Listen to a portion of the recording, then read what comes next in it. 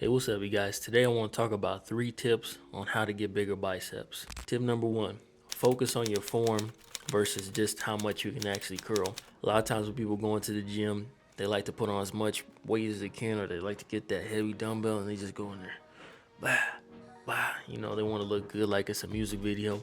But the thing is, even though you can get some results out of that, you're leaving a lot of results that you can get by simply just slowing down the movement and focusing more on the concentric as much as the eccentric parts of your movements. So what I'm saying is, instead of going into the gym, grabbing the heaviest dumbbell you can find, when you do grab a dumbbell, easy bar, whatever you can find, focus on bringing the bar up or a dumbbell.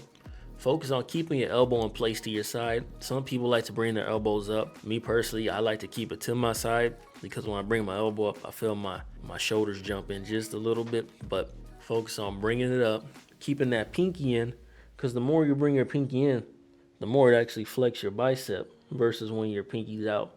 So focus on coming up and bringing that pinky in. And then once you get to the top of your movement, focus on slowing down the come down. So focus on the negative just as much as the positive of bringing up the barbell or dumbbell. Focus on slowing it down, because the reason is when you slow it down, you actually put a lot more tension on your muscle, or your bicep in particular, which is what we're talking about. And by putting more tension on your arm overall, you're actually going to be able to get more pumps. You're going to feel a lot more tension, and you can actually get a lot more results, because even though muscles do get results from being pumped up and full of blood, I also get results from being fully stretched while under a lot of load of tension. So focus on getting that good stretch, coming down slow, putting a lot of load on that muscle, just as much as you put the focus on coming up.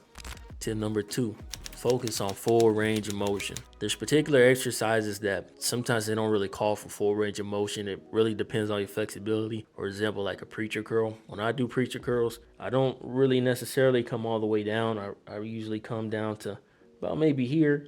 You know, I get a good stretch, I feel the tension, and then I come up. But it's still good to get exercises in with your biceps to where you really get a full stretch on them. Exercises that I like to use for that in particular are chin-ups, because you can really get a good stretch on just, pulling yourself up and then coming all the way down to getting that stretch in there. And by you getting that good stretch, like I said, it's going to put a lot more tension, a lot more pump, and get a lot more blood flow going into that bicep.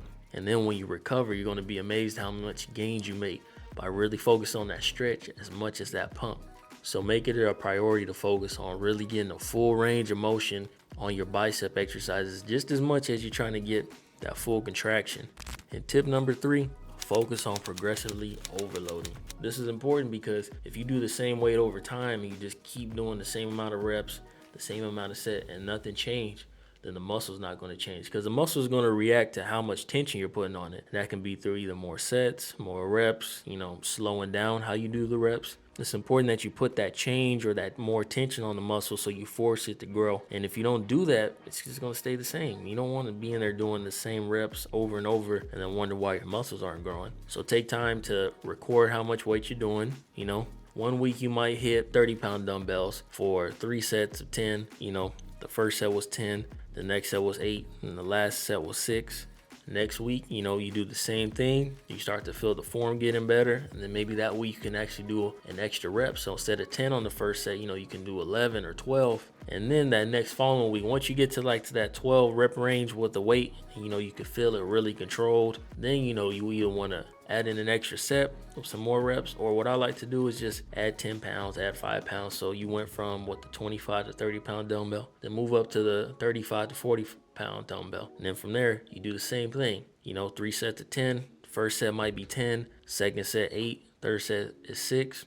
But then you keep doing that maybe for 2 to 3 more weeks, and you start implementing a little more reps. And then that next following week, boom, you go up a little bit more. That way you're always putting more tension on your muscles and you force them to grow. If you guys found value in this content, make sure to like and subscribe. Check out the video posted on the screen. I'll check you guys out in the next video. Peace.